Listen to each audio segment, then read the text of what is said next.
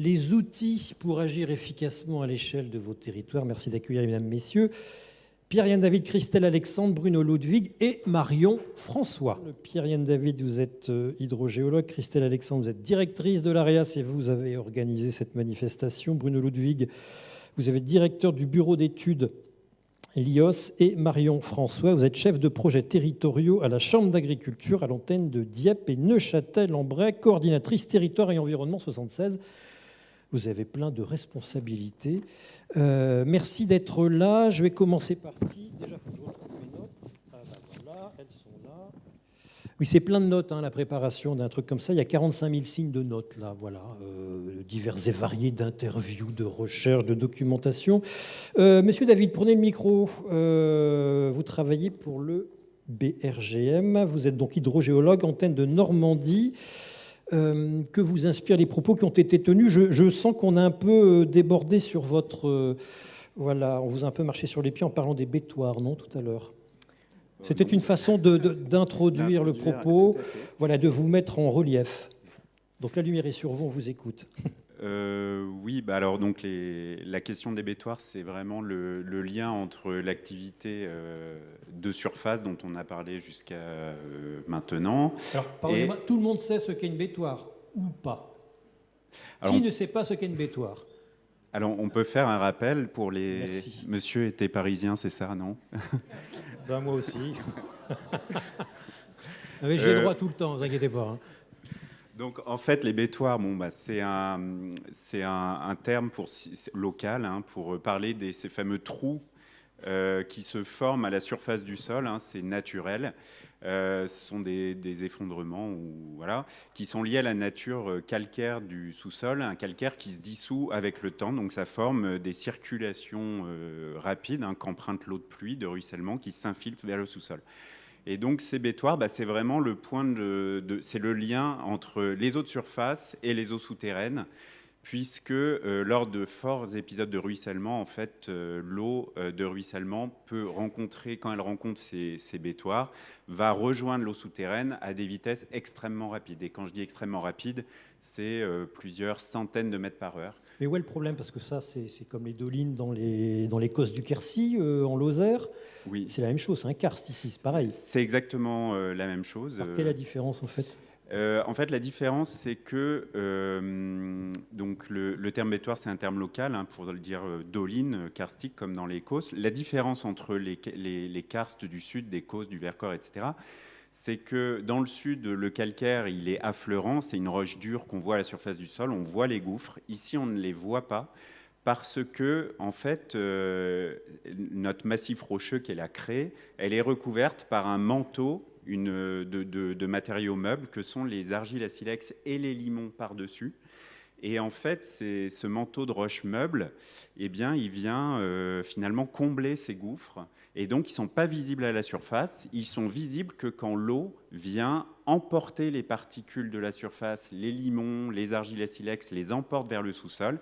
Et ça forme ces fameuses bétoires qui sont finalement des formes plus adoucies des gouffres qui sont présents en souterrain. Et ces bétoirs, c'est des... Je ne vais pas employer les bons termes. C'est des trous qui ne bougent jamais, qui sont cartographiés, ou c'est au gré des écoulements, à chaque fois qu'il y a une inondation, un ruissellement, le ruissellement crée sa propre bétoire? Comment ça se passe? Oui, alors effectivement, cette question-là, elle est fondamentale parce que... Elle n'était pas si bébête que ça, ma question.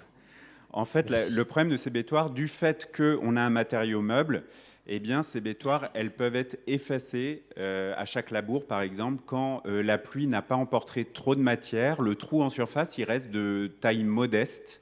Et finalement, la labour peut effacer la bétoire. Et donc, on ne la verra plus pendant l'été, pendant les cultures. Elle sera toujours là, en fait. Et elle sera toujours là. D'accord. Et l'hiver d'après, au premier épisode de ruissellement important, eh bien, un trou va se reformer.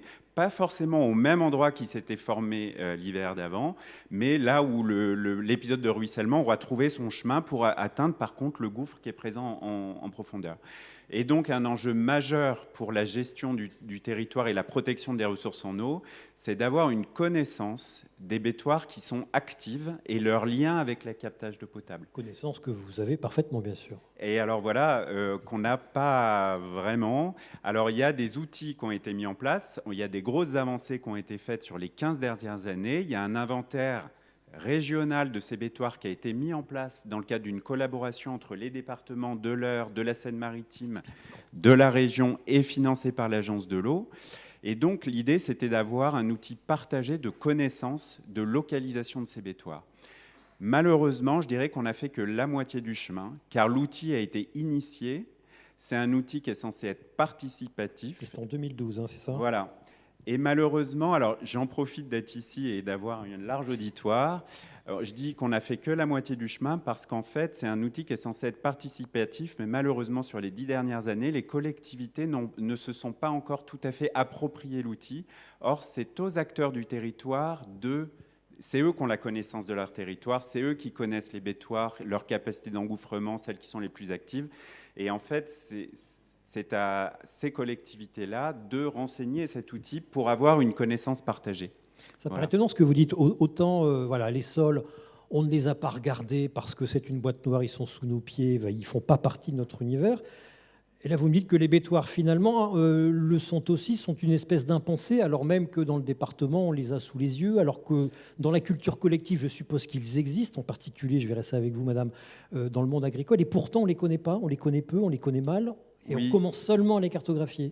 Comment ça s'explique ? En fait, c'est pas qu'on commence, c'est-à-dire que la connaissance, elle était là, mais elle était très morcelée. Par exemple, à chaque fois qu'il y a une étude, qu'elle soit sur un problème d'inondation, de ruissellement ou de protection de la ressource en eau souterraine, il y a toujours un morceau de l'étude, une part de l'étude qui va recenser les bétoirs. L'idée, c'était que cette connaissance, elle soit diffusée et partagée par tout le monde. D'où l'idée d'avoir un inventaire régional mis en ligne sur le site et participatif. Cet inventaire, il ne doit pas s'arrêter à la simple localisation du point. Si on veut aller plus loin dans la connaissance, il faut connaître l'activité de la bétoire, sa capacité d'engouffrement. Parce qu'une bétoire qui engouffre, je ne sais pas, 50 litres seconde et une bétoire qui va engouffrer 1 litre seconde, ce n'est pas le même enjeu pour la protection de la ressource et pour les captages d'eau potable. Donc ça, c'est la première chose. Et la deuxième chose, c'est aussi, une fois que l'eau s'est engouffrée, savoir où elle va. Et donc cet inventaire, c'est aussi la connaissance des résultats de traçage, le lien entre l'eau qui s'engouffre en surface et son devenir une fois qu'elle est sous le terrain par rapport aux enjeux, c'est-à-dire par rapport au captage d'eau potable. Donc, mieux connaître les bétoirs, déjà leur localisation, leur capacité d'engouffrement et avec quelle nappe les bétoirs sont reliés. Je vais vous poser une question encore peut-être très bête. Le drone, le lidar, le satellite ne peuvent pas permettre de les repérer, les bétoirs ? Oui, tout à fait, vous avez raison. Avec les... Je suis content, je pensais poser 2 questions bébêtes et en fait non. En fait, les nouveaux outils, les MNT, de haute résolution, vont nous permettre en fait de finalement fiabiliser la localisation de ces outils-là.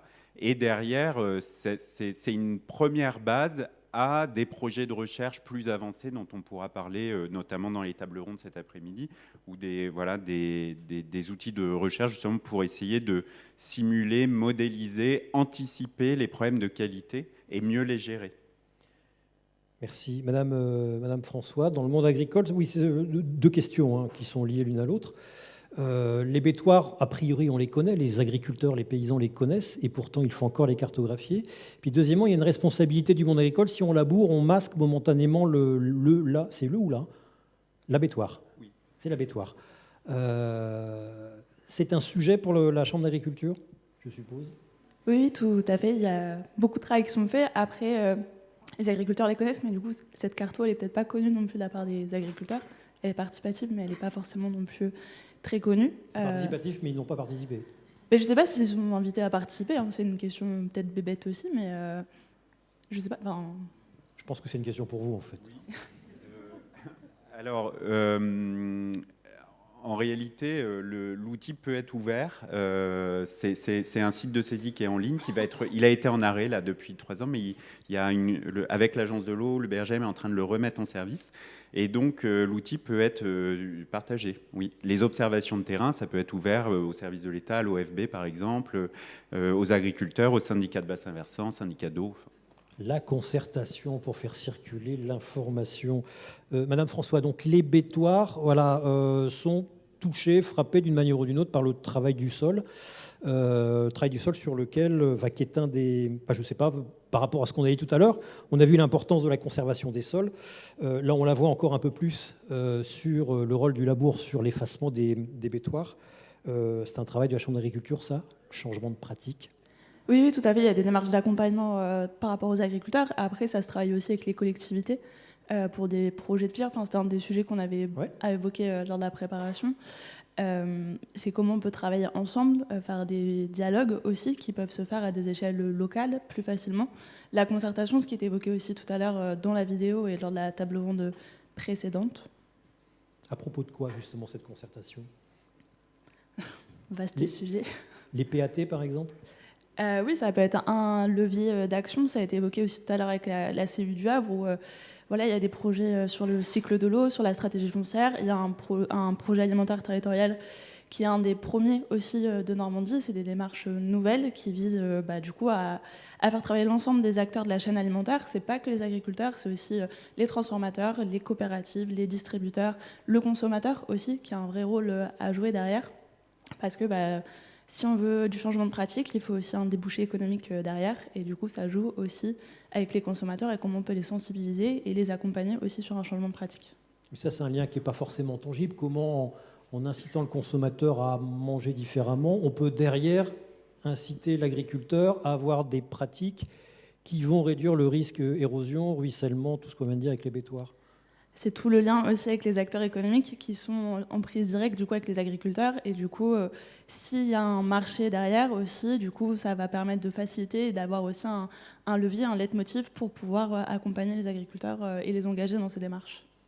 Monsieur Ludwig, il y a un vrai changement. Vous êtes bureau d'études. Oui. Enfin, vous êtes bureau d'études. Vous dirigez un bureau d'études, voilà. Sur la question de l'eau, la question du ruissellement par exemple, qui a longtemps été le parent pauvre de la question de l'eau en général, celle des eaux pluviales, celle du ruissellement, aujourd'hui c'est bon, c'est pris en compte, c'est mieux pris en compte ? Oui, on le remarque. C'est vrai que lorsque j'ai démarré ce métier il y a 25 ans, en bureau d'études, avant j'étais chercheur, l'érosion et le ruissellement, oui, c'était... c'est ça. l'INRA, oui. L'érosion et le ruissellement étaient regardés par les autres bureaux d'études comme une petite chose annexe, connexe, sauf effectivement ici, en Seine-Maritime, là oui, c'était un enjeu important. Parce que mais le risque est prégnant ici, le risque est visible. Ouais. Par contre, sur le reste du territoire, et quelques zones effectivement aussi dans le Pas-de-Calais, mais globalement, peu d'études qui étaient concernées sur cette thématique. Aujourd'hui, c'est presque l'inverse. On voit encore des appels d'offres sur les problématiques d'inondation de rivières, débordement de rivières, comme on en a parlé sur l'Arc par exemple, mais c'est moins important en volume et effectivement la question érosion, je dirais, prend le dessus. Et aussi les territoires, ça s'étend. On a, comme je vous l'ai dit, il y a 20-25 ans, c'était la Seine-Maritime, un peu le Pas-de-Calais, un peu la Somme. Aujourd'hui, on est appelé en Moselle. Bon, voilà. Territoire que je ne savais pas qu'il était érosif. Oui, il l'est. Vous ne connaissez même pas l'existence, oui, je me disais, bon, ils n'ont pas trop de problèmes. Ils ont des sols très argileux, par contre, là-bas, avec une stabilité structurale forte. Je me dis, ils ne sont pas concernés. S'ils sont concernés par notamment le fameux changement climatique dont on parlait tout à l'heure, par des épisodes, des périodes pluvieuses beaucoup plus longues qui, au lieu de provoquer du ruissellement par refus à l'infiltration, du fait de la formation d'une croûte de battance, vous avez une formation de ruissellement par saturation des sols. La région parisienne, tout le sud de Paris, 2016, a été fortement inondée. Il y a des tronçons d'autoroutes qui ont été limite à être coupés, des voies rapides qui ont été coupées parce que il a plu pendant 1 mois et demi, non-stop. Et à la fin de cette période, ils ont eu la chance, ou la malchance, d'avoir 2-3 épisodes de retour 10 ans. Mais sur un sol totalement saturé, une goutte d'eau, lorsqu'elle arrive sur une zone, une flaque d'eau, elle ne s'infiltre pas, elle ruisselle. Quand une éponge est pleine d'eau, il ne faut pas la mettre sous un robinet. Ça Exactement. Sert à rien. Voilà. Bah oui, comme quand une éponge est trop sèche. Voilà, il C'est faut un peu juste pareil. qu'il y ait une bonne réserve utile, juste ce qu'il faut. Alors, autre changement également, pardon. c'est pas nécessairement l'intensité des pluies qui augmente, mais la taille des cellules orageuses. Aujourd'hui, on peut voir des cellules orageuses qui vont couvrir 1000, 2000, 3000 hectares, ce qui n'était pas le cas avant. Or, si vous n'avez pas de chance, votre commune est implantée, et notamment dans les vallées sèches, on parlait tout à l'heure du réseau de vallées sèches, si vous avez 3-4 000 hectares qui se mettent à ruisseler, de la même manière qu'une centaine avant, forcément, à l'exutoire, vous allez avoir une lame d'eau énorme. On sait modéliser tout ça. Oui. Oui, vous n'allez pas me dire non forcément, mais est-ce qu'on modélise suffisamment bien? Est-ce que vous êtes capable de dire, voilà, la goutte d'eau, je sais où elle va aller, et sur votre terre agricole, et sur votre village? Est-ce qu'on le sait, ça? Alors, on peut le faire, mais il faut faire des hypothèses. C'est-à-dire C'est-à-dire qu'il faut se mettre dans des conditions. Est-ce qu'on choisit un sol sec initialement? Est-ce qu'on choisit un sol saturé? Est-ce que l'on prend une saison, le printemps ou l'hiver?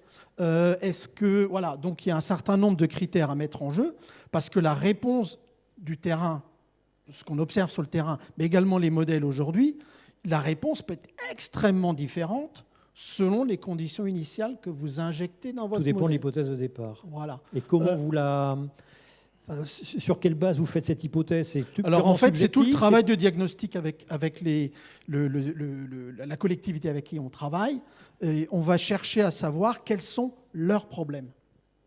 Et tout à l'heure, Jean-François disait qu'il faut vraiment identifier l'enjeu, le problème. Effectivement, il faut voir, comprendre quels sont les moments où effectivement ces phénomènes se produisent. Et on va les reproduire à ce moment-là.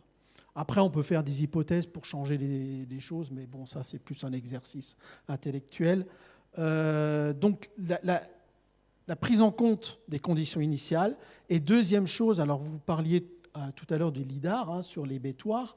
Nous, cet outil, c'est une véritable révolution. Ah oui. C'est-à-dire que le LIDAR de haute définition, aujourd'hui, dans les parcelles agricoles, je suis désolé pour les agriculteurs, mais on voit vos trains de tonneaux, les passages des engins, on voit les bordures de trottoirs, on voit tout. Alors, ça nous donne une trame qui nous permet de comprendre comment, s'il y a ruissellement, le ruissellement va se structurer et s'organiser. Christelle Alexandre, avec tout ça, a priori, les communes, les collectivités ont tous les outils pour bien gérer le ruissellement, pour faire des bons schémas directeurs des eaux pluviales. Tout le monde en fait aujourd'hui?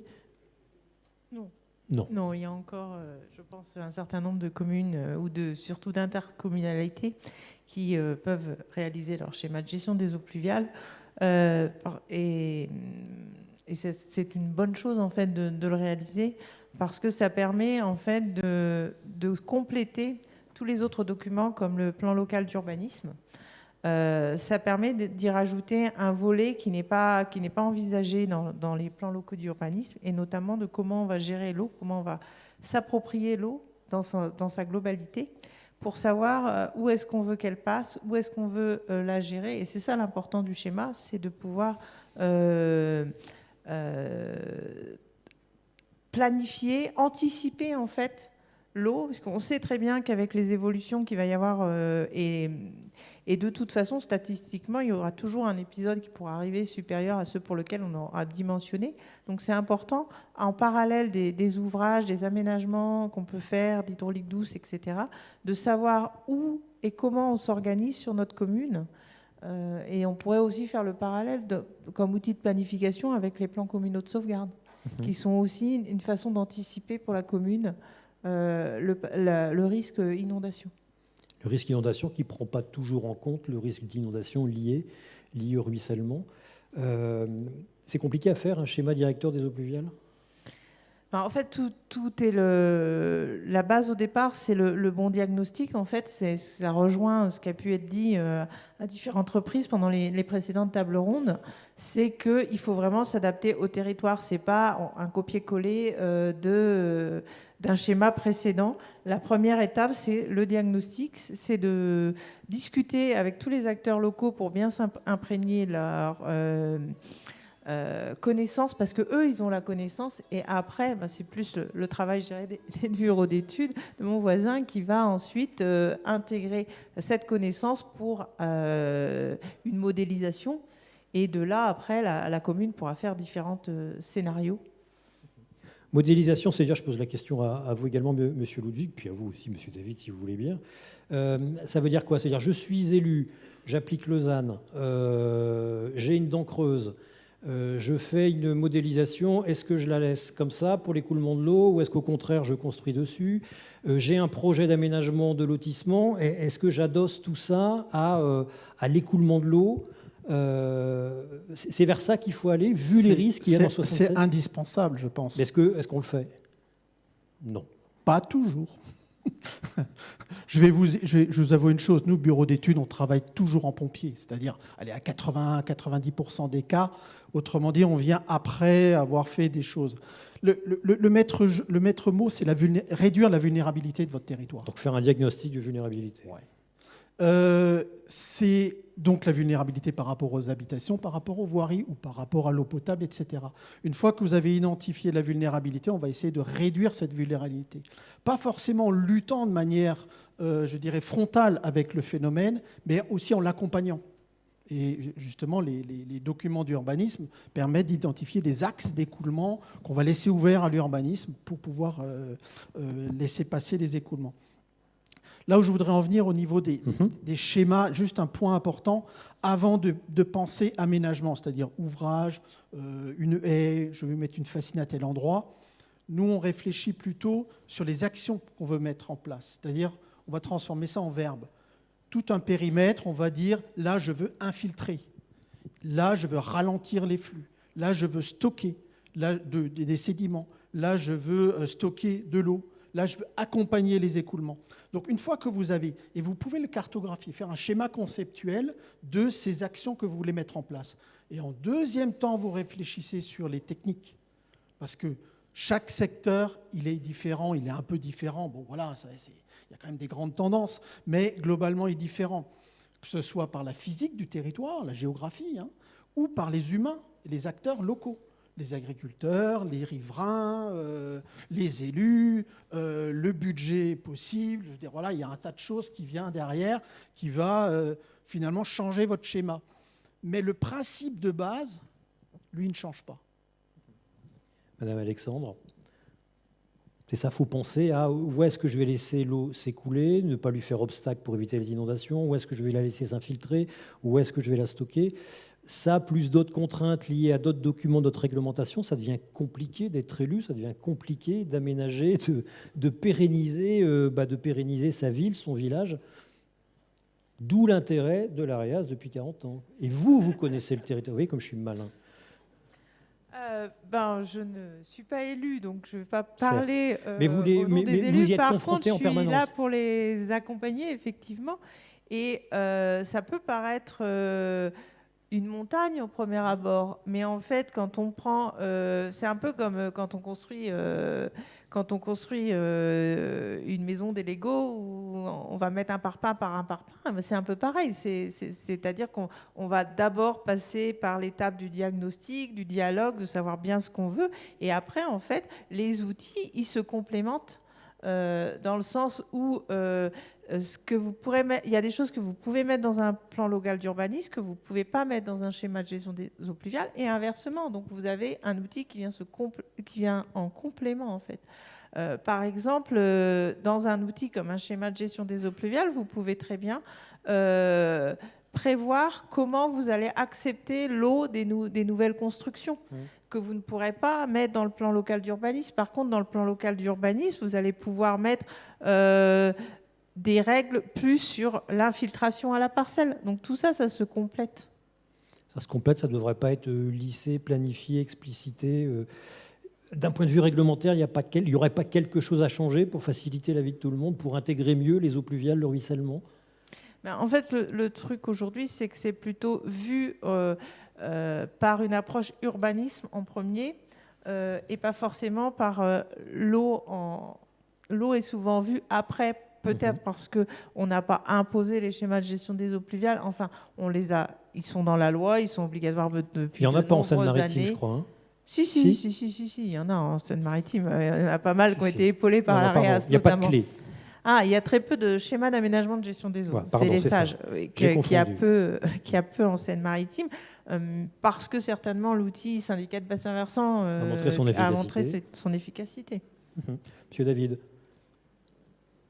Oui, alors sur les outils, je voulais pardon. Ouais, allez-y, aussi parler chercheurs de l'apport en fait de l'AREA sur le développement des outils numériques et notamment des logiciels de modélisation des ruissellements-érosion.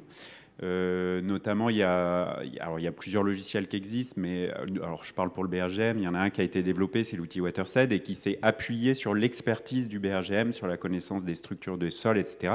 Et en fait, l'expertise de l'AREA, ça a été fondamental sur l'avancée et le développement de ce genre d'outils.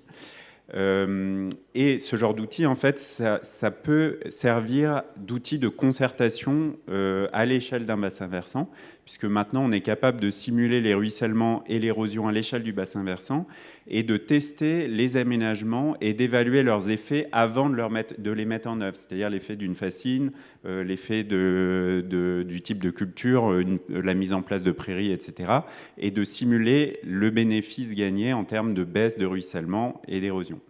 Et je fais le lien du coup avec le côté protection de la ressource en eau, c'est qu'en fait ces outils de modélisation du ruissellement et de l'érosion, dans le cadre d'un projet de recherche en partenariat donc avec l'AREAS, le BRGM, l'Université de Rouen et également avec des bureaux d'études comme Altereo, j'ai vu qui étaient là, en fait on a testé de simuler en fait le flux hydrosédimentaire lié à l'érosion au ruissellement, de simuler ces flux qui arrivent au droit de chaque bétoir et de tenter, via des modélisations de réseaux de neurones développées par l'Université de Rouen, de tenter de reproduire la turbidité observée au captage.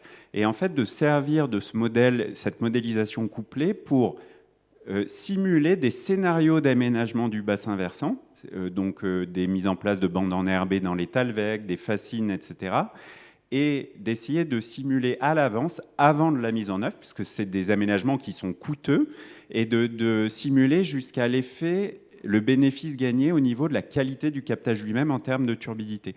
Donc ça, c'est pour parler des aspects outils, des aspects recherche. On n'en est vraiment qu'au tout début, c'est le début. Mais ce genre-là, ces exemples, par exemple, je pense au projet Priam, Priaport, ça a été développé grâce à l'expertise de l'AREAS. Vous avez employé un gros mot talweg pour nos amis qui ne connaîtraient pas la signification. Les vallées sèches, pardon. Et ben voilà. Gardez le micro. Nonobstant le fait qu'il n'y a pas de solution sur l'étagère, qu'il n'y a pas deux territoires identiques, qu'il n'y a pas deux parcelles identiques, est-ce qu'il y a, par rapport au bétoir, justement, est-ce qu'il y a des solutions moins mauvaises que d'autres en général, des solutions que vous préconisez a priori plus que d'autres? Disons que l'abattoir, elle a un rôle hydrologique, c'est naturel, elle reçoit les eaux. La question, c'est que si on veut concilier à la fois la lutte contre le ruissellement, les inondations et la protection de la ressource, en réalité, on ne peut pas les aménagements qui sont à rechercher, ça va être les aménagements qui vont freiner le ruissellement. C'est en fait limiter la quantité d'eau qui va arriver dans l'abattoir, premier sujet. Et deuxième sujet, c'est la qualité de l'eau qui va arriver et s'engouffrer dans l'abattoir. Et là encore, c'est tous les tests qui sont menés par l'AREAS, c'est-à-dire, par exemple, c'est la mise en place de mares à l'amont des bétoirs avec une phytoépuration des eaux avant engouffrement dans l'abattoir. Ce genre de dispositif, c'est à la fois limiter l'eau qui s'engouffre, mais en tout cas, quand l'eau s'engouffre, qu'elle soit de meilleure qualité. Donc créer des mares ou restaurer des zones humides en aval des bétoirs, c'est ça? C'est ça. Mais après, l'AREAS en parlera mieux que moi. C'est leur. Mais l'AREAS peut parler de tout sur ce sujet. Il faut que je distribue la parole. Est-ce que vous avez étudié, est-ce que la recherche a étudié, pour aider le monde agricole, l'impact d'un travail différencié, différent du sol, d'une couverture différente du sol sur l'engouffrement dans l'abattoir? Là, je vais laisser la parole aux spécialistes. Donc c'est l'AREAS encore. Oui, en fait, donc l'AREAS, pendant un certain nombre d'années, en fait, a simulé avec des simulateurs de pluie in situ ce qui pouvait se passer et un dispositif qui était mis en aval des parcelles pour voir par rapport à la pluie qu'on simulait, donc qu'on faisait tomber voilà, qu'est-ce qui arrivait en bas des parcelles, qu'est-ce qui arrivait derrière un aménagement comme une fascine, derrière un aménagement comme une haie. En milieu urbain aussi, on a fait les mêmes recherches pour savoir comment ça s'infiltrait au bout d'un certain nombre d'années.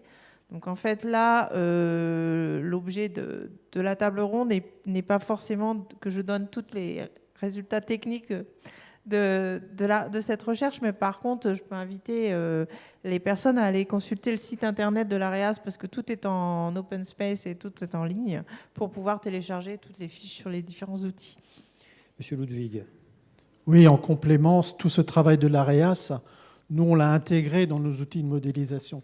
Et aujourd'hui, on en fait bénéficier à toute la collectivité, finalement. Je vous ai dit tout à l'heure qu'on est obligé de mettre les conditions initiales. Sans le travail de l'AREAS et des chambres d'agriculture, surtout dans tout le nord de la France, je dirais, on ne pourrait pas intégrer dans nos modèles ces conditions initiales. Or, selon ces conditions, je l'ai déjà dit, la réponse en termes de ruissellement et d'érosion est très différente.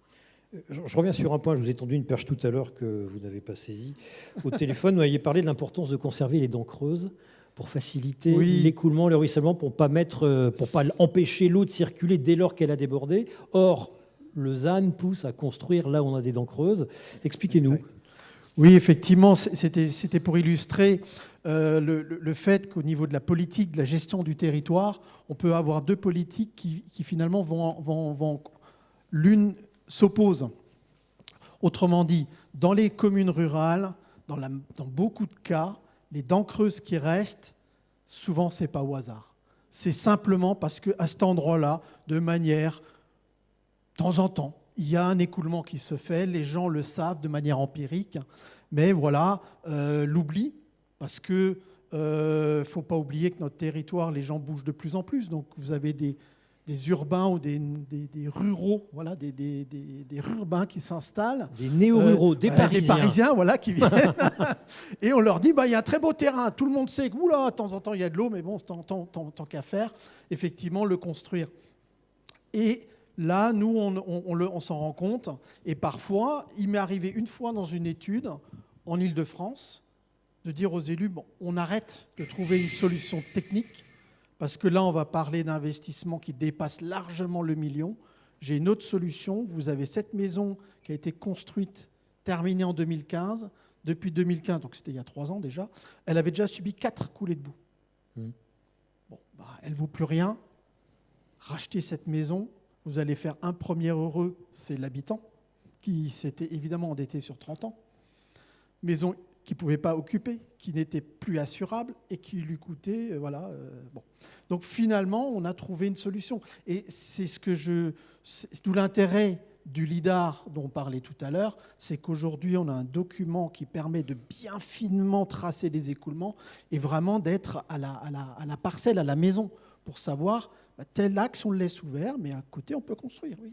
Le LIDAR, mais aussi la mémoire collective et le travail du notaire censé informer les nouveaux acheteurs. Voilà. Bon, bref. Madame François, je vous ai vu acquiescer à plusieurs reprises. Vous souhaitiez ajouter des points peut-être? Non, juste être vu au consensus. Après, par rapport à ce qui a été évoqué tout à l'heure sur comment on peut accompagner, il y a la question de l'approche globale, du coup l'approche systémique qui est demandée aux élus, mais qui peut être aussi évoquée dans le conseil qui est prodigué aux agriculteurs pour aussi les sensibiliser aux enjeux, peut-être aussi réorienter sur les parcelles s'il y a des enjeux spécifiques de pouvoir implanter des bandes enherbées, des haies, des choses comme ça qui peut être aussi appliquées, mais du coup ça demande aussi une réflexion globale au niveau de l'exploitation en tant que telle. Enfin, ça, c'est pas nouveau, que l'on parle de bandes enherbées, que l'on parle de haies. Comment on fait je reviens aux questions que tu as posées tout à l'heure, notamment les PSE, vous parlez des haies. Ça a l'air toujours aussi compliqué de planter des haies en France. Ça a l'air toujours compliqué de faire des PSE, vous confirmez ? Comme Christelle, je vais dire, je laisse la parole aux élus pour choisir. C'est compliqué parce qu'il y a du temps long des collectivités qui sont inhérentes au fonctionnement des collectivités face à un temps qui semble normal aussi, réaliste des agriculteurs. Donc déjà, il y a la dichotomie entre ces deux temps et il y a des démarches qui se mettent en place en lien avec les plans climat, air, énergie, territoire. Il y a des démarches de plantation, il y a le pacte de la haie qui existe, il y a des démarches aussi en lien avec des valorisations de chaufferie pour la haie. Et pour les PSE, c'est des démarches qui sont lourdes aussi à constituer, à porter. Et pourquoi c'est lourd? C'est administrativement lourd, c'est ça? C'est administrativement lourd, il y a la validation au niveau européen, donc voilà, il y a aussi toute cette ce tracas administratif, cette lourdeur qui après aussi assure une certaine cohérence et qualité de la démarche, et du coup c'est aussi ça qui prend du temps. Sur l'histoire des mares, c'est une politique de la Chambre d'agriculture, enfin en tout cas d'acculturation ou de sensibilisation, recréer des mares en amont des bétoirs? C'est plutôt les bassins versants qui travaillent sur les mares. Bon, d'accord. Y a-t-il des questions Internet? Toujours pas. Mais qu'est-ce qui se passe? Mesdames, messieurs. Oui, madame. Et ensuite, il y a monsieur, à nouveau, le Parisien. Merci, je ne suis pas tout seul. Donc, il y a madame qui a levé la main. Le micro arrive vers vous. Il est là. Attention. 5, 4, 3, 2, 1. C'est à vous. Bonjour. Présentez-vous, s'il vous plaît. Bonjour, Laurence Sellos, présidente de la Chambre d'agriculture. Donc, c'est juste pour faire écho à ce que dit Marion, puisque effectivement, on a parlé beaucoup de haies, de bandes enherbées, etc., d'infrastructures agroécologiques. L'approche globale, ça ne se limite pas à ça. Et effectivement, aujourd'hui, pour sensibiliser le monde agricole et les emmener vers des démarches plus structurées au regard des enjeux qui nous attendent, on a besoin d'abord de les sensibiliser aux enjeux du sol. Ça, c'est un vrai sujet. Je pense qu'effectivement, il y a une méconnaissance et on a besoin d'acculturer beaucoup plus à ces enjeux d'infiltration. Et l'approche globale, elle se situe aussi au niveau des pratiques culturales et au niveau de la rotation des cultures. Donc, ce sont des sujets sur lesquels, en collaboration avec les syndicats de bassins versants, nous nous attelons, chacun dans notre partie, c'est-à-dire que les syndicats de bassins versants sont plus sur les infrastructures agroécologiques et sur le financement de ces sujets avec la collaboration de l'Agence de l'eau. Et nous avons besoin de travailler, et nous le faisons, et nous initions quelque chose aujourd'hui avec les coopératives sur des contrats qui s'appellent Transition, qui vont permettre d'avoir une approche à l'échelle du système, et non pas simplement à l'échelle de telle ou telle culture, mais en essayant d'amener les agriculteurs sur une réflexion globale qui associe notamment en Normandie la polyculture et l'élevage, parce que ça reste quand même notre fer de lance.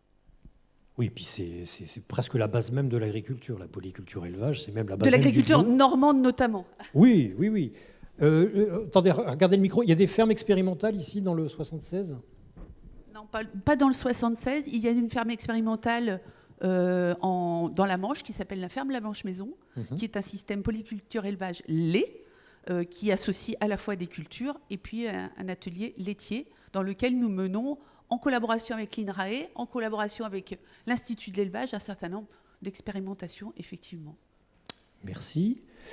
Monsieur Maître Parisien bis. Non, first, c'est moi le bis. Bonjour, rebonjour, pardon. Oui, je rappelle quand même que je suis élu d'une commune de 120 habitants. Vous n'êtes pas que parisien. Oui. Voilà. Et puis, si je ne connais pas les bétoirs, j'ai été confronté aux marnières, ce qui est pas mal aussi. Voilà. Je voulais rebondir avec l'intervention de M. Terrier de ce matin, tout à l'heure, pour parler financement. Parce qu'en fait, dans tout ce que l'on évoque, il y a le problème, en particulier dans les petites communes, le problème du financement. Et parler des assurances. Alors, quand on regarde, il existe maintenant des communes qui ne peuvent plus s'assurer au regard des risques qu'il y a dans leur commune. D'où la question simple, est-ce que dans quelques années, quand on va vouloir s'assurer en tant que commune ou intercommune, on ne va pas nous demander à avoir une cartographie à l'image du bilan thermique avec ABCDEFG, où on va nous dire, dans votre commune, si vous voulez qu'on vous assure, il va falloir que vous ayez une cartographie des ruissellements, une cartographie de vos marnières, une cartographie de vos bétoirs, et puis d'autres informations comme ça. Et en fonction de la lettre que nous donnera la compagnie d'assurance, eh ben, la prime d'assurance de la commune sera possible à payer ou impossible à payer. Ce qui renvoie en fait, c'est est-ce qu'aujourd'hui, on investit suffisamment pour pouvoir payer nos assurances de demain?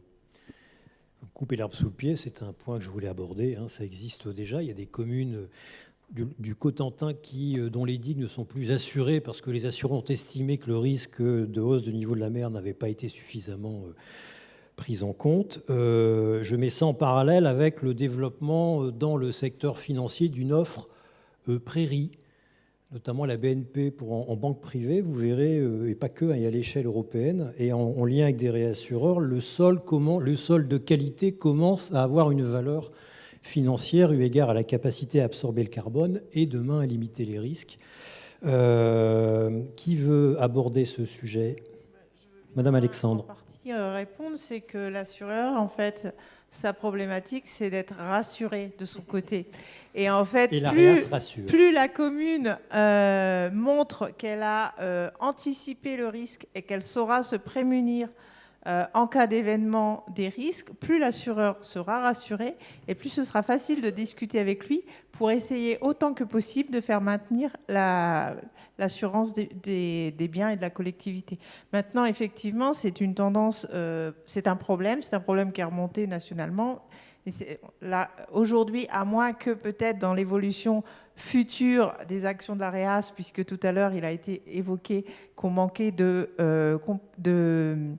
travail sur le juridique, et là peut-être que ça peut être une piste de travail pour les années à venir. Mais sinon, effectivement, au niveau national, il y a déjà des collectivités, des associations de collectivités surtout, qui ont fait remonter le problème et qui travaillent sur le sujet. Mais là où nous, on pourrait y voir un intérêt, c'est bien dans le diagnostic et dans le fait de montrer que les communes puissent montrer qu'elles ont préparé les choses et que finalement, au lieu de cacher le risque ou de se voiler la face, puisque de toute façon, le risque zéro n'existe pas, il est important de montrer, et même pour le citoyen, de montrer qu'on sait comment on va réagir. Et donc, du coup, c'est tout le principe de, je dirais, l'atelier de cet après-midi sur la culture du risque, notamment. Ouais, c'est intéressant, ça, se demander si les assureurs ne vont pas accélérer la prise en compte de la loi ou sa mise en application de la loi en général. Monsieur Ludwig, vous allez avoir du boulot. Si demain, il faut un DPE, ruissellement, érosion et bétoir. Ah oui, ça marche. Vous roulerez demain dans une voiture de marque allemande électrique, bien sûr. Non, elle est suédoise, je crois, la voiture. Mais bon, c'est pas mal. C'est pas mal. Non, mais c'est vrai qu'on a déjà beaucoup de travail. Je ne vais pas vous cacher la réalité des choses. C'est vrai que la question financière, elle vient quasiment au début de l'étude. On est à la réunion de lancement qu'on nous dit déjà combien ça va coûter. Bon. Si on commence comme ça, c'est très compliqué. Mais vous n'êtes pas cher du tout, de toute façon. Non, je ne parle pas de l'étude, je parle de la réalisation des aménagements proposés. C'est, oui, déjà avoir une bonne connaissance du problème, effectivement, ça évite de rendre sa commune encore plus vulnérable à ce phénomène. Construire 2-3 maisons, j'ai des élus qui m'ont rappelé après l'étude en me disant « ça y est, on a construit des maisons, on a des problèmes ». Bon. Ok, on y vient. Vous n'avez pas lu mon rapport. Bon, mais la question de prix, et le coût de l'assurance, j'y avais jamais pensé, c'est ce point-là, parce qu'on nous demande aussi parfois de faire des analyses coût-bénéfice. C'est-à-dire, voilà, on veut bien investir sous réserve que l'investissement coûte moins cher, en théorie, c'est un peu le principe de l'analyse coût-bénéfice, que l'investissement que vous allez mettre en derrière. Mais alors, il y a des coûts qui sont mesurables et il y a des coûts qui ne sont pas mesurables. Lesquels, par exemple ? Tout simplement le stress de la population face au phénomène, tout simplement. Le risque routier, l'accident de la route, et tous ces éléments-là, et puis l'assurance que j'avais effectivement à laquelle je n'avais pas pensé. C'est pourquoi, lorsqu'on travaille avec les élus, moi, je leur propose un schéma qui va à tiroir, en fait, un niveau minimum qui répond à une partie de leurs problématiques, mais facile à mettre en œuvre, avec un budget qu'ils pourront maîtriser. Et après, on va rajouter des éléments supplémentaires, comme l'hydraulique douce. L'hydraulique douce, c'est très bien, Sauf que quand vous plantez une haie, la première année, honnêtement, son efficacité, il faut la chercher. Une dizaine d'années, je crois, hein, Jean-François, pour que ça devienne vraiment efficace. Alors, on peut mettre des fascines, mais les fascines coûtent tout de suite beaucoup plus cher à l'implantation et à l'entretien, puisque derrière, elles se dégradent. Donc, il faut voir un schéma d'aménagement avec un système, un noyau dur, et par-dessus, on va rajouter des couches supplémentaires qui vont renforcer ce noyau dur. On ne va pas recreuser la mare pour l'agrandir encore, pour monter de niveau de protection, mais on va mettre en place les aménagements d'hydraulie douce. Et le volet agricole, des pratiques conservatives, là encore, ça va mettre plusieurs années jusqu'à ce que les sols commencent à réagir de manière efficace et mesurable sur ces phénomènes de ruissellement. Et dernier point, hyper important, vous avez des sols très érosifs ici. Or, gérer l'eau, c'est déjà compliqué. Mais gérer une eau boueuse, vous rajoutez une couche de complexité, puisque forcément, qu'est-ce qu'elle va faire ces sédiments lorsqu'ils vont arriver en aval dans vos fameux bassins, dans vos fossés, dans vos buses? Eh bien, ça va sédimenter, c'est génial. Donc finalement, vous avez des aménagements qui, en théorie, seraient efficaces, sauf que le fait que ça soit une coulée d'eau boueuse va complètement noyer, masquer, beurrer finalement, hein, comme les bétoirs, vos aménagements. Et là, vous allez avoir des coûts d'investissement, d'entretien, de curage, etc. à mettre en place. Donc, généralement, lorsqu'il y a beaucoup de problèmes d'érosion, j'essaie déjà de réfléchir avec les élus à réduire les quantités de terre avant de commencer à réfléchir à la quantité d'eau. C'est bien de le rappeler, d'autant plus qu'une eau boueuse est nettement plus abrasive qu'une eau tout court. Oui, il y avait une question. Madame. Alors, en fait, je me fais le relais d'une personne qui n'a pas réussi à poser sa question sur YouTube et qui m'a envoyé un mail. Les habitants d'une intercommunalité sont-ils impliqués dans des réunions pour répartir à la fois la charge et les coûts pour limiter le ruissellement? Car en effet, c'est bien le contribuable qui paye les aménagements hydrauliques d'eau douce ou les aides fournies aux agriculteurs pour augmenter les intercultures. Y a-t-il des essais de comités pour poser des critères à la fois de justice et d'efficacité sans non plus faire perdre la face aux agriculteurs? Et une deuxième petite question pour Madame Alexandre. L'AREAS continue-t-il à proposer aussi son trophée des bandes enherbées? Promouvoir les efforts des agriculteurs peut être très salvatrice pour eux aussi. Alors d'abord, l'implication des citoyens et des citoyennes.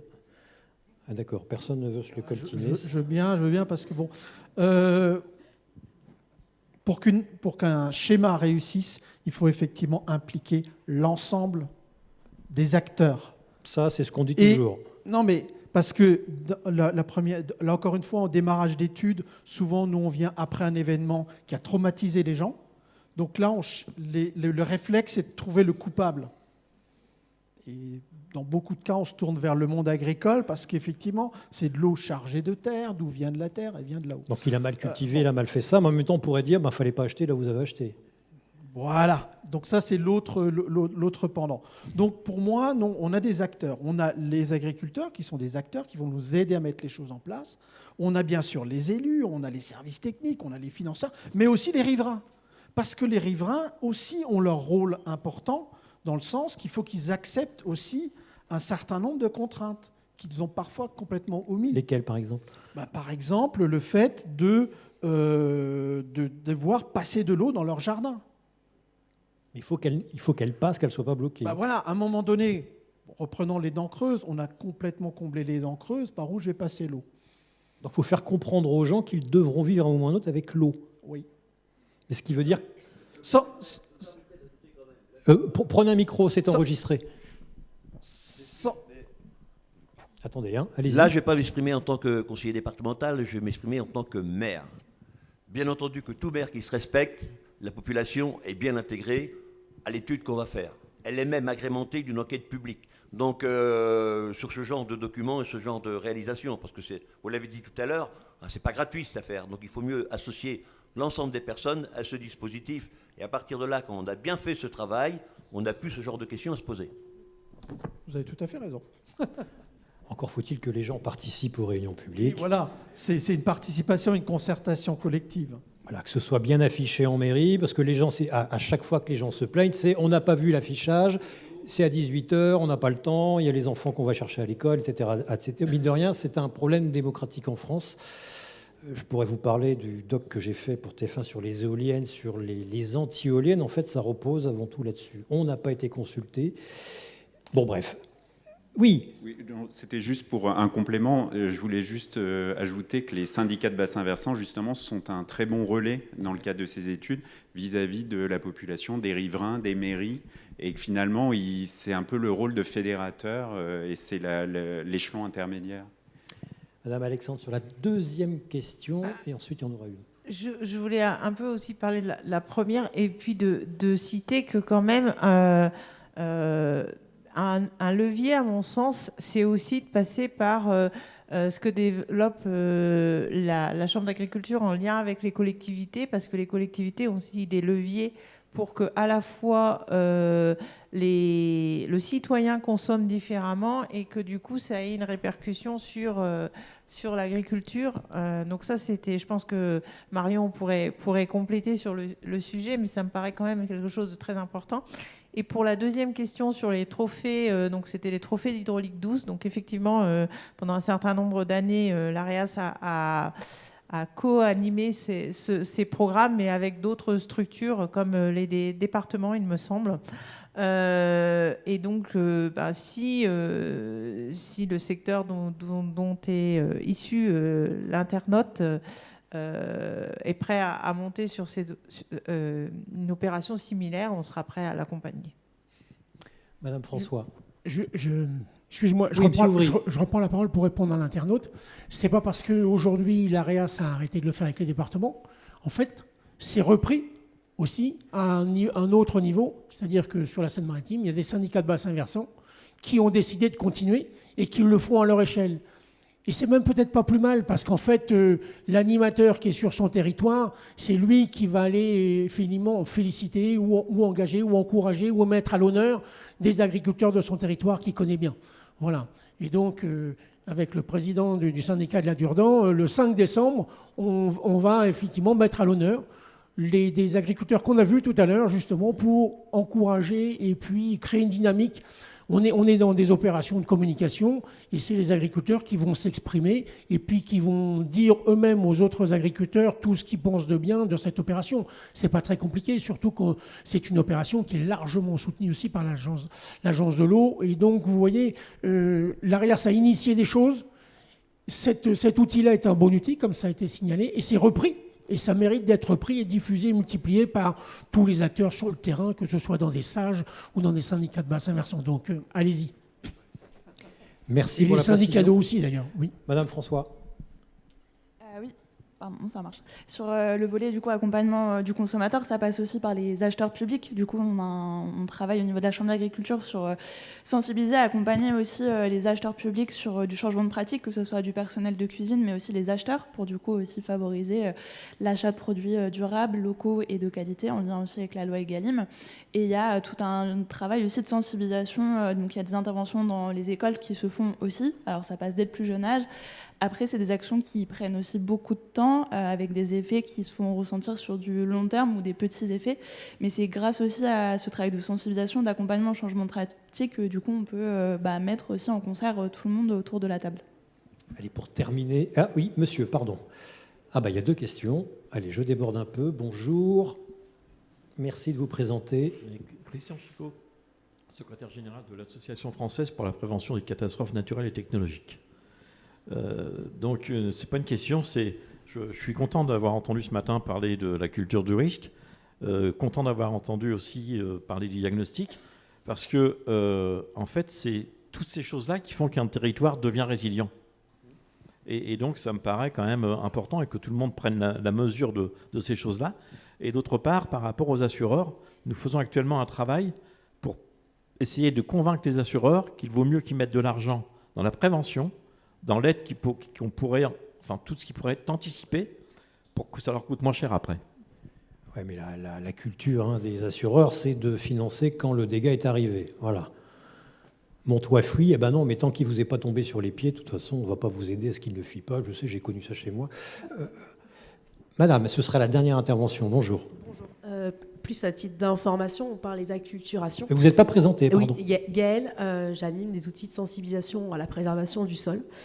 parce que notre sol, on doit le préserver, et notamment il y a un outil qui s'appelle la fresque du sol, qui permet à chaque citoyen de s'acculturer de ce qu'est un sol et de son importance, et c'est l'ADEME qui l'a mis en place avec les experts de l'Association française pour l'étude du sol. Et juste pour parler de l'Association française pour l'étude du sol, ils animent avec leurs partenaires la Journée mondiale du sol. Donc c'est en ce moment la visioconférence de lancement, mais les 4, 5 et 6 décembre, c'est autour d'Angers, et c'est la santé des sols dont on a parlé ce matin. Le thème, c'est la santé des sols, un continuum de l'urbain au rural, parce qu'on ne peut pas oublier les sols en milieu urbain. C'est le thème de la FAO, donc c'est l'ONU qui a décidé de cette thématique. Et c'est important, vous l'avez parlé beaucoup au milieu rural, mais on l'oublie. En milieu urbain, ça fait des catastrophes et c'est souvent trop tard. Mais les dents creuses, elles sont très importantes et vitales pour l'eau, mais pour les sols et la biodiversité aussi. Merci. Ça s'appelle l'AFES, je suis désolé, à l'Association française pour l'étude du sol, que je salue, avec qui je travaille beaucoup.